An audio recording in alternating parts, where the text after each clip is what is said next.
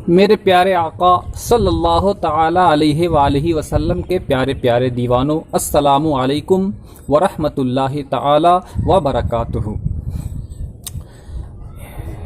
कुर्बानी का वक्त, ईद उल अज़हा का वक्त बिल्कुल करीब से करीब तर है और इसी ताल्लुक़ से मेरे प्यारे इस्लामी भाई, आज मैं आप लोगों के सामने ये वीडियो पेश करने जा रहा हूँ।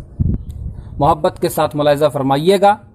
ये जानकारी, ये मसला मैं आपके सामने पेश कर रहा हूँ। वो मसला ये है कि सींग टूटे और कान कटे, सींग टूटे और कान कटे हुए जानवर की कुर्बानी दुरुस्त है या नहीं।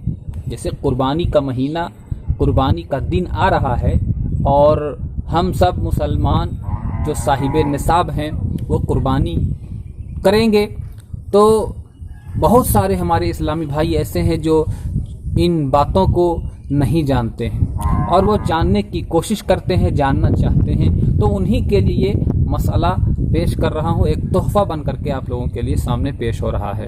वो ये है कि सींग टूटे और कान कटे हुए जानवर की कुर्बानी दुरुस्त है या नहीं।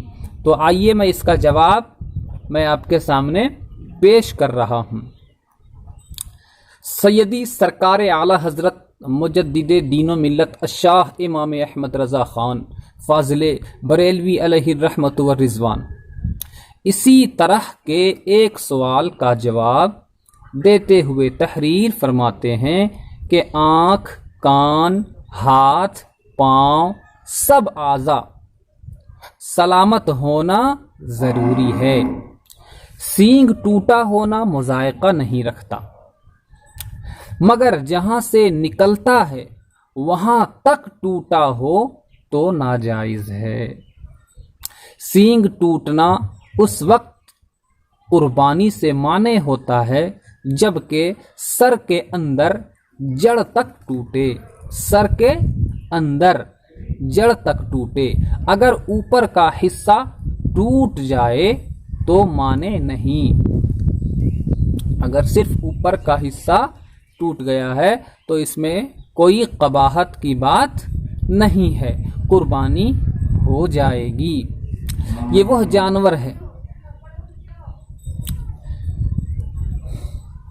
अब मैं आपके सामने वो बातें बताने की कोशिश कर रहा हूँ कि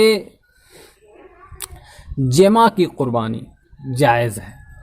ये वह जानवर है जिसके सींग पैदाइशी ना हो और यून उज़मा भी।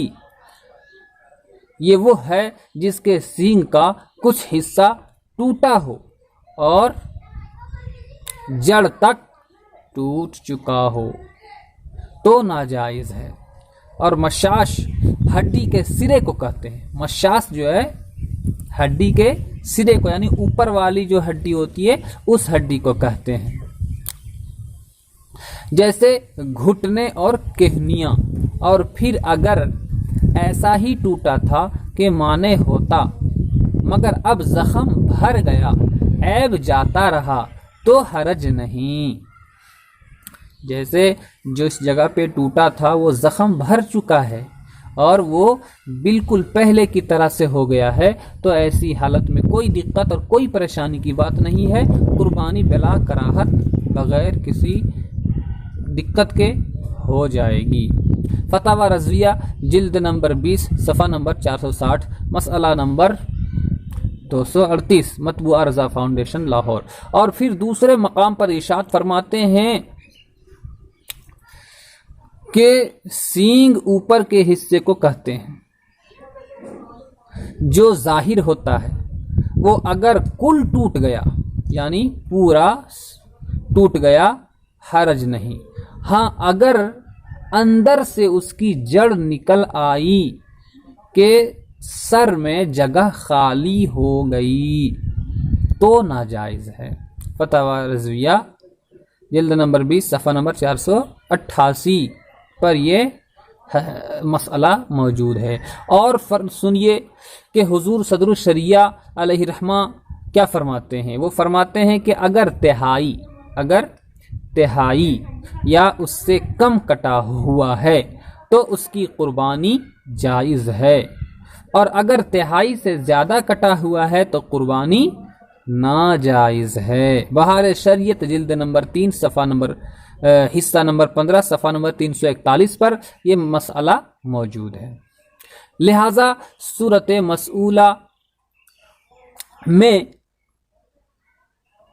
जो बातें मिली उस बात से ये साबित होता है कि अगर जानवर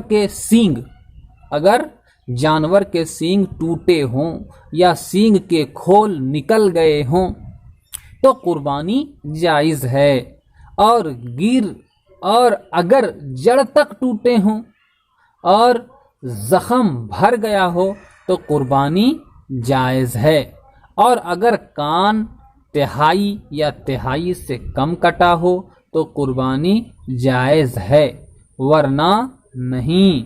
वल्लाहु आलम बिस्सवाब।